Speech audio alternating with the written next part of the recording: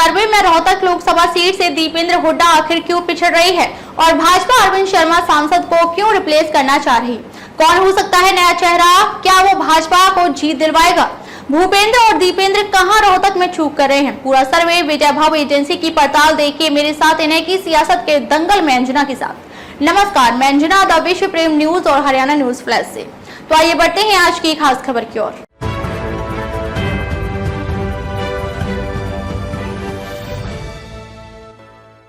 कुलदीप खंडेलवाल हरियाणा की रोहतक लोकसभा सीट कांग्रेस का गणित गड़बड़ाने वाला है, जबकि दीपेंद्र हुड्डा के लिए वही सीट भविष्य की राजनीति तय करेगी। भूपेंद्र हुड्डा जो सपना अपने बेटे को सीएम देखने का देख रहा है, वह रोहतक लोकसभा सीट जीतने के बाद ही पूरा होने की संभावना में ही रहेगा। यदि वहां से कांग्रेस चुनाव हार गई तो समझो दीपेंद्र हुड्डा की राजनीति पर भी ग्रहण लग गया। यह चर्चा प्रदेश की सियासत में है। प्रदेश के लोकसभा चुनावों पर ध्यान प्रदेश की जनता का ध्यान जरूर होगा, पर रोहतक लोकसभा सीट पर निगाहें सबकी जरूर रहेंगी, क्योंकि वह भूपेंद्र सिंह हुड्डा का गढ़ है। भाजपा चाहेगी 2019 के चुनाव में जैसे हुड्डा का गढ़ तोड़ा था, वैसे ही 2024 में दोबारा से गढ़ तोड़ा जाए। ऐसे में भूपेंद्र के लिए रोहतक लोकसभा से चुनौती सीट निकालने की रहेगी। इतना सुनते ही आपके जहन में आ गया होगा और मन ही मन कह भी दिया होगा कि भूपेंद्र हुड्डा अपना गढ़ बचा लेगा, पर इसका जवाब है 2019 में भी लग रहा था कि दीपेंद्र हुड्डा चुनाव जीतेगा और सीट निकाल लेगा, पर ऐसा नहीं हुआ। नहीं, वो चुनाव थोड़े से मार्जिन हार गया। अब हारने का मार्जिन थोड़ा हो या ज्यादा, हार तो हार होती है। भाजपा हुड्डा को हराने के लिए मजबूत चेहरा मैदान में लाएगी, तो वहीं कांग्रेस के पास दीपेंद्र हुड्डा के अलावा रोहतक में मजबूत चेहरा नहीं है और दीपेंद्र राज्यसभा में जा चुका है। ऐसे में क्या दीपेंद्र लोकसभा का चुनाव लड़ेगा? देखा जाए तो उसकी मजबूरी भी रहेगी रोहतक लोकसभा से चुनाव लड़ने की भी, क्योंकि और विकल्प नहीं है। दूसरी तरफ भाजपा भी अरविंद शर्मा को रिप्लेस कर रही है। अरविंद को दूसरी लोकसभा से चुनाव लड़वाएगी, उसकी जगह मनीष ग्रोवर को उम्मीदवार बना सकती है। ऐसी खबर सूत्रों के हवाले से मिली है। लोकसभा चुनाव में कांग्रेस के लिए राहत भरी खबरें सर्वे आ रहे हैं, तो वहीं रोहतक लोकसभा में बेचैनी दे रहे हैं। विजय भाव एजेंसी के अनुसार रोहतक लोकसभा कांग्रेस से दोबारा फिसल रही है। इसके पीछे कारण सर्वे में जनता द्वारा बताया गया कि पिता और पुत्र ने घर तो संभाला नहीं और बाहर ध्यान रखा, जिससे रोहतक के लोग नाराज हैं। दूसरी तरफ भूपेंद्र हुड्डा ने जो एक वर्ग का नेता की इमेज बनाई है, वो भी दीपेंद्र हुड्डा के लिए मुश्किल खड़ी कर रहा है। हरियाणा में आज कहीं भी चले जाओ, जिस एक वर्ग की राजनीति भूपेंद्र हुड्डा कर रहे हैं, वो एक ही बात करते नजर आते हैं कि भूपेंद्र है तो कांग्रेस है, वो हमारा नेता है, जिससे गैर जाट भूपेंद्र हुड्डा से दूर हो रहा है। ऐसे में सीधे तौर पर गैर जाट कहते हैं तो फिर हमारा विकल्प भाजपा है। यही सर्वे में आ रहा है। बहुत कम लोगों ने शिक्षा, रोजगार, इलाज और महंगाई पर बात की है। यह विडंबना की बात है कि जिन मुद्दों पर बात होनी चाहिए उन पर कोई बात नहीं। जो नेताओं ने माहौल जातिगत बना दिया, उसी पर बात हो रही है। जनता भी अपने पैर पर कुल्हाड़ी मार रही है। सर्वे में आगे दीपेंद्र हुड्डा का एक बयान का भी जिक्र है, जिसके कारण से पंजाबी समुदाय नाराज हुआ था।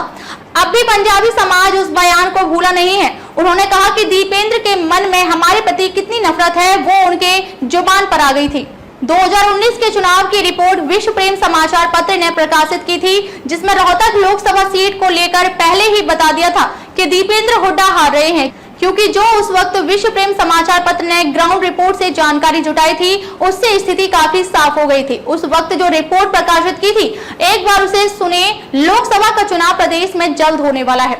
रोहतक की सीट सुरक्षित मानी जा रही है, पर क्या सच में रोहतक की सीट सुरक्षित है? जो सोशल मीडिया पर प्रसारित हो रहा है कि दीपेंद्र हुड्डा सीट निकालने में सफल रहेगी, हम भी आश्वस्त थे कि दीपेंद्र की सीट निकलती साफ नजर आ रही है। और जब रोहतक में हम रेलवे स्टेशन से उतरे और जानकारी जुटानी शुरू की, तो जनता के जो जवाब हैं वो हैरानी वाले हैं। दीपेंद्र हुड्डा के बारे में बताया तो सब कुछ बदल गया। जो तस्वीरें हमारे सामने थी, वो तस्वीरें बदल गईं। पहले तो दीपेंद्र के पक्ष की बात कही, पर बाद में खुलकर बोले कि हमें पागल कुत्ते ने काटा है, जो हम दीपेंद्र को वोट को देंगे। पहले तो दीपेंद्र के पक्ष की बात कही, पर बाद में खुलकर बोले कि हमें पागल कुत्ते ने काटा है, जो हम दीपेंद्र को वोट देंगे। हम भूले नहीं है वो आरक्षण वाला मंजर, जब हम डर के साए में एक सप्ताह निकाला था। अपनी मौत के साथ परिवार की मौत सामने नजर आ रही थी, वो दहशत फैलाई थी। हम भूले नहीं है, हमें याद है। उन जख्मों को हमने कुरेद कुरेद के नासूर बना लिया है, ताकि समय पर वोट की चोट ऐसी दे कि याद रखे। हमने कसम खाई है कि वोट की चोट से बदला लेंगे, समय पर देखना ऐसी घूम चोट देंगे कि याद रखेंगे। हमने उनसे कहा कि देश में रोहतक को पहचान दिलवाई है, बड़े बड़े हॉस्पिटल और यूनिवर्सिटी बनाई है। इस पर जवाब दिया कि पत्रकार महोदय, हॉस्पिटल और यूनिवर्सिटी बनाई बेशक हो, पर हमें उससे कोई मतलब नहीं है। साहब, हमारे रोजगार को आग के हवाले कर दिया था। जब इंसान के पास रोजगार नहीं हो तो वे कैसी जिंदगी जिएगा। हमने अपने रोजगार को स्थापित करने के लिए एक एक रुपया इकट्ठा करके खून पसीने से तैयार किया था, वो ही स्वाहा कर दिया था। भाई साहब, एक सप्ताह भूखे प्यासी काटी है। मेरे बच्चे का वो दृश्य सामने आ जाता है तो रूह कांप जाती है। हमने कहा, इसमें दीपेंद्र का क्या कसूर है? दीपेंद्र तो कहता है यह भाजपा ने करवाया है। प्रकाश आयोग की रिपोर्ट भाजपा बाहर क्यों नहीं लाती है? पत्रकार जी, हम बावले नहीं हैं, सब समझते हैं। आप ये बताओ, वो दंगे पूरे देश में हुए थे, पर रोहतक और मुरथल में ज्यादा हिंसक और दर्दनाक क्यों हुए? क्योंकि यहाँ हुड्डा साहब थे। उनके मन में यह थी कि इन दंगों से सरकार से किरकिरी होगी, प्रदेश में असंतोष फैलेगा और फिर भाजपा की सरकार गिर जाएगी और हम दोबारा से फिर सरकार में आ जाएंगे।